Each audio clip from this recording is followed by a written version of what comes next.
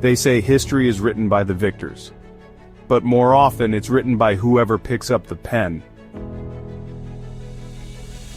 It's not the boldest actions that echo through time, it's the best storytellers who decide what survives. Let's ask a question. Who discovered America? Most school books say Columbus. But the continent is named after someone else, Amerigo Vespucci. Why? Because Columbus, despite his daring voyages, never realized he'd found a new world. He thought he'd reached Asia. Every time Columbus returned from his journeys, with parrots and spices, the Spanish crown would ask, "Have you found India yet?" And each time Columbus would answer, "Almost."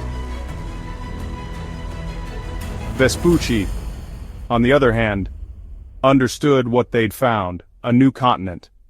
He wrote about it, mapped it, and circulated letters that got attention. And while Amerigo might not have had a fleet like Columbus, but he first said about discovered new continent called by his name, America. And what Columbus? He got lucky.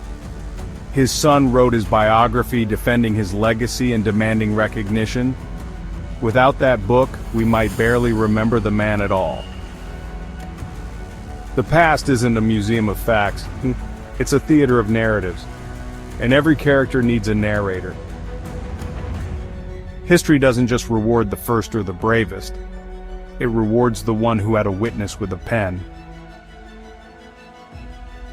Take the story of Galileo, Copernicus, and Giordano Bruno. Copernicus was the first to outline that the Earth revolves around the Sun. But he published his theory cautiously, quietly, just before his death. It barely made a ripple. Then came Giordano Bruno. He proposed that the stars were distant suns, each surrounded by their own planets. He suggested the universe was infinite, far beyond the neat little model of his time. For that, he wasn't just ignored, he was condemned, burned at the stake in 1600, for ideas that today sound visionary.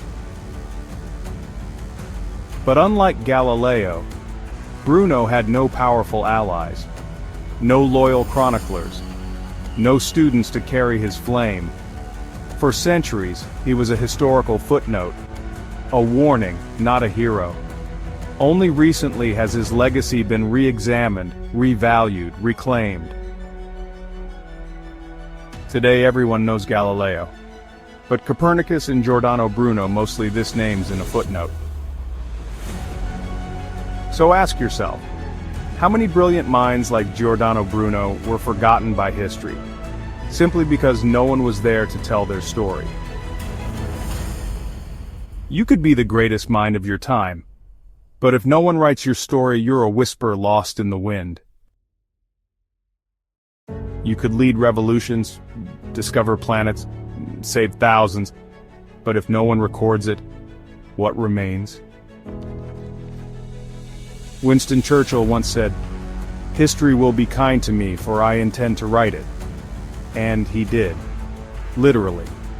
He wrote volumes on the wars he fought in, shaping how generations would remember them. It's not cheating. It's knowing the rules of the game. Why do we remember Socrates, who wrote nothing? And forget Diogenes, who lived radically? Because Socrates had Plato. Alexander the Great, as he marched across continents building one of the largest empires in history, was constantly accompanied by court historians, scribes tasked with documenting his every battle, speech, and triumph, ensuring that his legacy would not only be remembered, but carefully shaped and glorified for generations to come. Think of Cleopatra.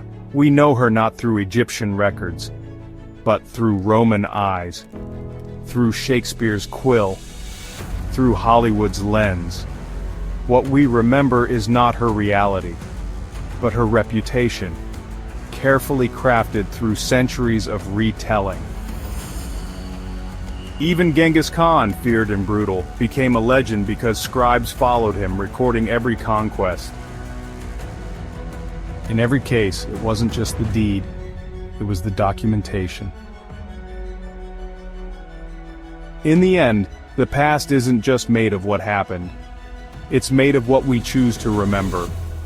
And who gets remembered depends not just on their actions, but on who told their story.